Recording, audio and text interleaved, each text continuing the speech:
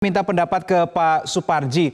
Jadi apakah betul riwayat seseorang menjadi mantan narapidana, entah apapun itu kasusnya, termasuk dalam kategori informasi yang patut dirahasiakan, Pak Suparji? Ya, sebelum itu saya kira saya mencoba menyampaikan pandangan dan pendapat bahwa soal mantan napi nyalek itu bisa ditinjau dari dua sisi.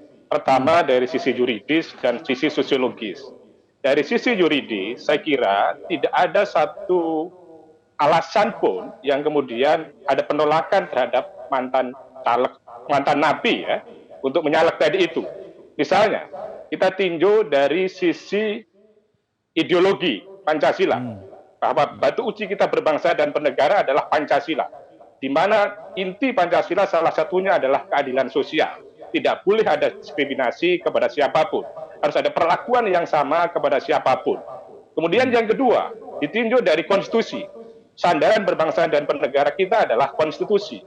Bahwa secara substantif, hak politik, hak memilih dan dimilih, bagian dari asasi manusia yang dilindungi oleh bangsa dan negara ini. Yang ketiga, sandaran atau batu uji kita adalah undang-undang pemilu. Bahwa memungkinkan mantan napi adalah nyalek. Kemudian sandaran yang keempat adalah putusan Mahkamah Konstitusi.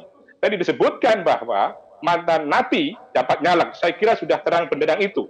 Dan kemudian yang kelima, dari sisi regulasi PKPU. Demikian pula tidak ada hambatan untuk seorang mantan napi nyalek.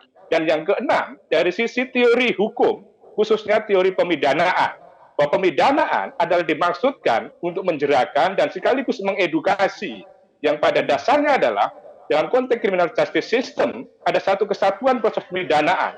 Ketika kemudian sudah kembali dari pemidanaan tadi, pemasyarakat tadi, maka dianggap sebagai warga masyarakat biasa.